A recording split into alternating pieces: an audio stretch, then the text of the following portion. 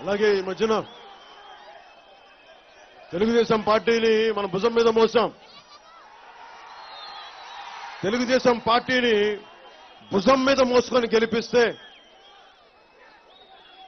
మీరు ఒకసారి 2014 సభలో నేను మాట్లాడింది చూస్తే ఈ రాష్ట్రానికి అనుభవం ఉన్న వ్యక్తి ముఖ్యమంత్రి కావాలని కోరుకుంటే, అనుభవం ఉన్న పార్టీ కావాలని కోరుకుంటే, మన బలం మీద గెలిచిన పార్టీ, మన బలం మీద ప్రభుత్వాన్ని నడుపుతున్న పార్టీ, మాకు ఏం అవసరం, పవన్ కళ్యాణ్కి ఏం అవసరం వచ్చి మిమ్మల్ని భుజాల మీద ఎత్తికెళ్లాల్సిన పరిస్థితి దేనికి? అందరికీ న్యాయం చేస్తారని ఆ రోజున మీ జెండాలు మోసింది ఎవరు? ఆ రోజు మిమ్మల్ని భుజాల మీదకి ఎత్తుకుంది ఎవరు? మా జన సైనికులు కాదా ఆ రోజు మిమ్మల్ని భుజాల మీదకి ఎత్తుకుంది?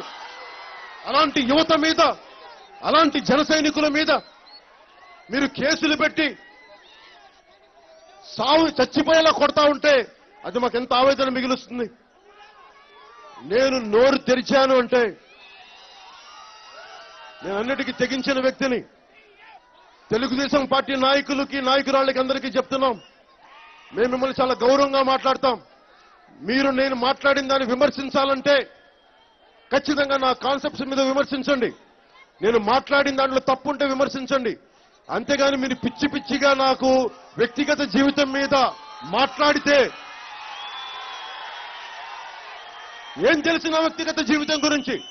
అంతమందికి మీ విలువలు ఉన్నాయా? మీ అందరికీ నన్ను విమర్శించేంత విలువలు ఉన్నాయా ఒక్కొక్కళ్ళకి?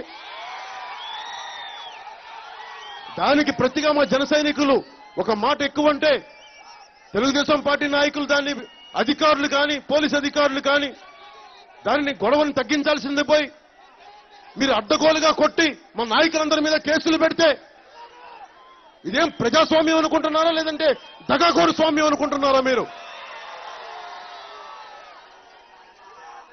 ప్రభుత్వానికి కానీ, తెలుగుదేశం నాయకులకు కానీ పల్నాడు నుంచి నేను ఒకటే మాట మాట్లాడుతున్నాం, ఈ కేసులకి గొడవలకి భయపడే వ్యక్తి పవన్ కళ్యాణ్ కాదు, గుర్తుపెట్టుకోండి. తెగించే వాళ్ళం. మీరు నియమంలో ఉంటే, మీరు నియంత్రణ పాటిస్తే మేము నియంత్రణ పాటిస్తాం. మీరు హద్దులు దాటితే దానికి మించి కూడా మేము హద్దులు దాటుతాం, మర్చిపోకండి. మొదటి తప్పు మేము చెయ్యం.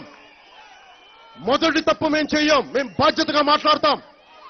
పవన్ కళ్యాణ్ ఈ రోజున వచ్చి ముఖ్యమంత్రి గారిని విమర్శించిన, సర్పంచ్గా పోటీ చేయని వ్యక్తి పంచాయతీరాజ్ శాఖ మంత్రిగా ఉండి మేము అన్నామంటే అందులో ఒక వాస్తవం ఉంది.